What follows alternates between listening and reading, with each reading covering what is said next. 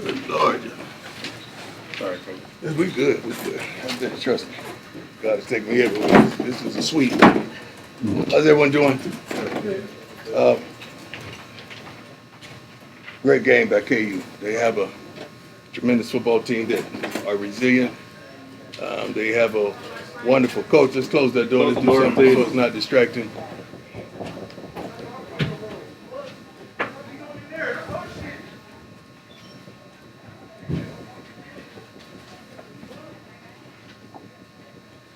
There we go. Thank you. Wonderful coach who is one of my favorites in the Big 12. I feel as though we have a tremendous relationship. He checked on me when nobody was. We exchanged pleasantries before the game, and I told him that his team is resilient. They're the reflection of who he is. They fight to the end. They're very physical. They're tough. They're tenacious. They ran the heck out of the football, which we couldn't stop, period, today. We started smelling ourselves a little bit. That's what I just told our team. We got intoxicated with the success. We got intoxicated with the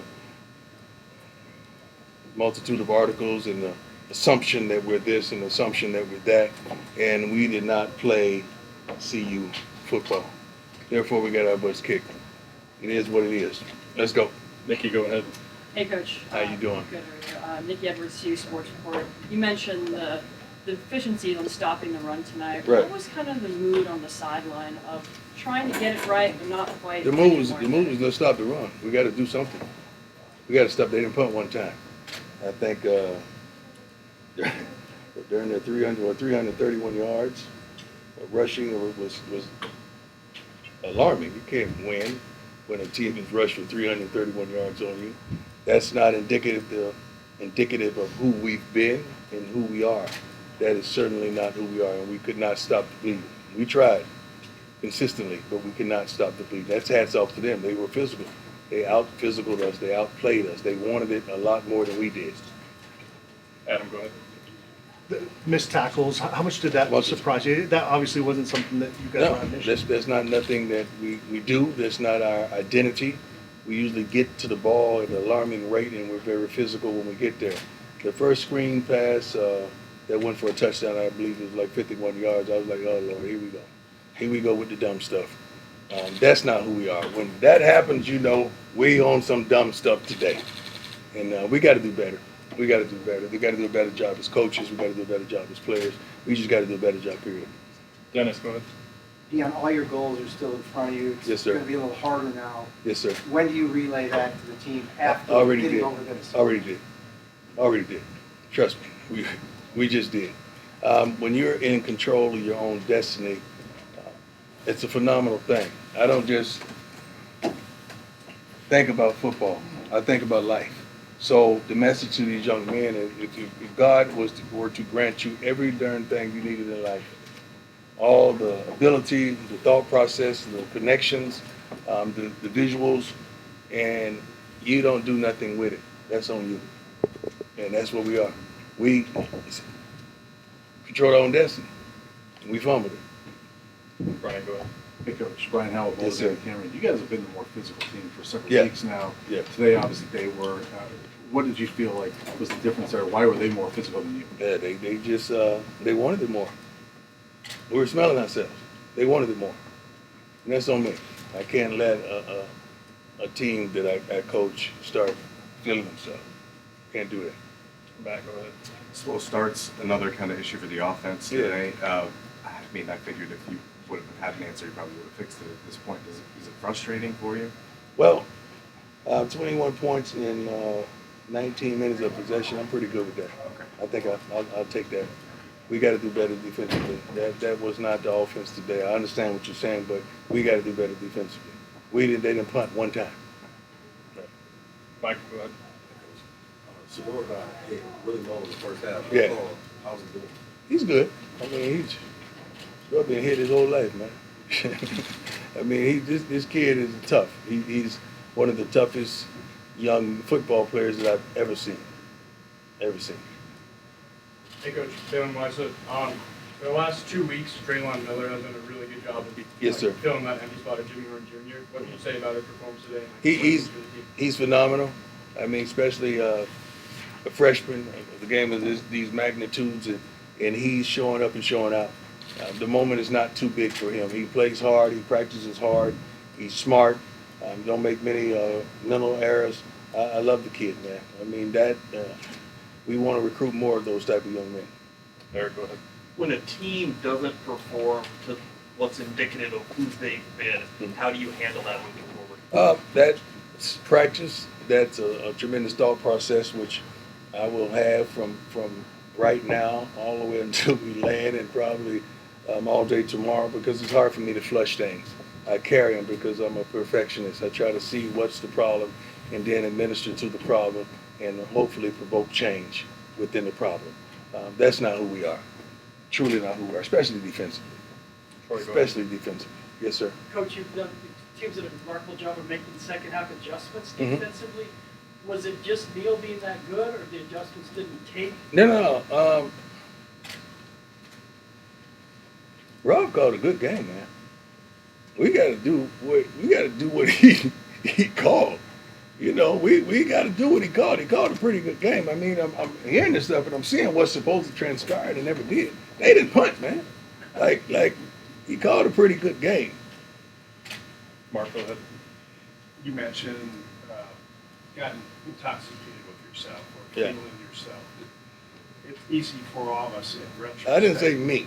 No. You kind of said, like, the way you said it sounded different, like yourself. No. Your players. Okay, said there you go. There you go. That's easy in retrospect. Yes, sir. You see it Yes, sir. coming. Yes, sir. Well, we tried to handle it in the meetings. Yeah. We handle it tremendously. You know, some folks you can't put behind microphones, and you can't give them podcasts. You can't do that because they get intoxicated with the success, and you know who that is. So you try your best to eliminate that. But they can't stop reading the stuff about who we are. That's a little tough. So you try to humble everything around you, and including yourself. You try your best to do such, because you know what you have in the locker room. I know my kids, man. I know all of them. And I asked you a week or so ago Yes, sir. how hard it is to handle success, especially Well, with I mean, you talking about the kids? You talking about? kids. Yeah, that's tough. All of them are different, man. Some are different. Like Travis handles it pretty darn well. You know, LeJontay, Will. Some of the other guys do. Some guys don't. I mean, some of the guys that really never gotten it, but now they're getting it. That's intoxicating to them. Attention is intoxicating to some people. Brian, We gotta fix that. That's on me. I gotta fix that.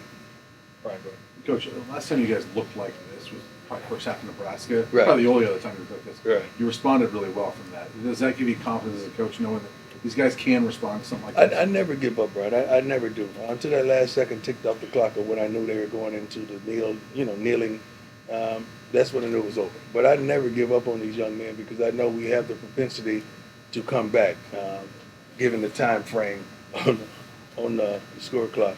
But that just wasn't us today, man. Make no bones about it. They forced us into some situations that were tremendous. They did a great job. They had the trickery involved in certain things, and the timing of them were impeccable. We just didn't do our job. So, be real quick follow up, because I didn't ask it correctly, but I meant like after this week. You guys bounced back so well from Nebraska. Well, I pray you feel so. confident going forward? I'm always confident, so I'm never unconfident. I know what we have in our locker room. I trust those young men to do what they need to do to recover. And it's a terrible feeling. You got to understand. I just saw their faces. It's a terrible feeling. It's a terrible sentiment. It's a terrible mood. They're not happy with themselves. Now they got to go read about it and hear about it and think about it. But sometimes it's the best thing to happen to people. Like after the Nebraska thing, I think that was a blessing in disguise to us, truly. Coach, you guys are at about 25% on third down the last two games, even with the two wins Yeah. against Tech and Utah. What's being done going forward to kind of adjust that, keep punting off the field? If I knew we would have done it today. Trust me, that's on me. We'll get it together. We'll look better next week, I promise you. Much better. Coach, I think they had almost 200 yards on first down plays today. Just how difficult is that for defense when they're consistently getting 3, 4, 5 yards at a clip and just putting you guys in that third and manageable? Well, that's tough on the coordinator.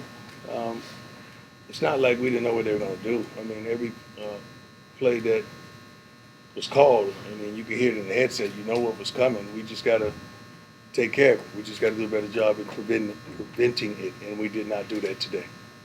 Couple more, Troy, go ahead. Coach, now you guys have a short week to play on Friday instead of Saturday after this tough loss. Does the message change in preparation going into that final? No, we're thankful that we have one less day. Pretty much, we're thankful because now you just get, you got to flush it and get it on, and let's go to the next window. The thing about this week is you got to really guard the young men's minds because family comes in town and friends and loved one comes in town. You got to keep them focused.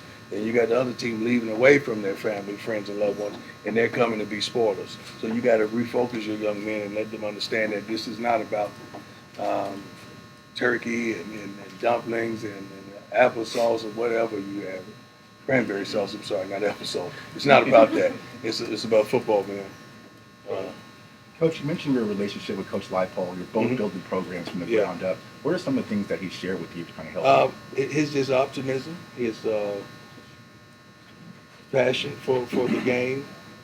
He's always positive, man. I've never talked to him and he was not positive. And this is on the brink when they were starting out bad as well. He was focusing on me and making sure I'm okay, and making sure he's okay. He's a stand-up guy, great young man.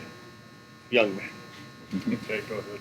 Coach, Philip Houston left the game late. Yeah. An update on the status? Well, we're hoping he didn't tear ACL. That's what we thought. That's what they're thinking right now. I'm hoping that's not the case. But thank God we have depth. We have tremendous depth on the offensive line. Anything else for Coach? Hey, thank you all. Thanks. God bless you. It's real short. I'm not good.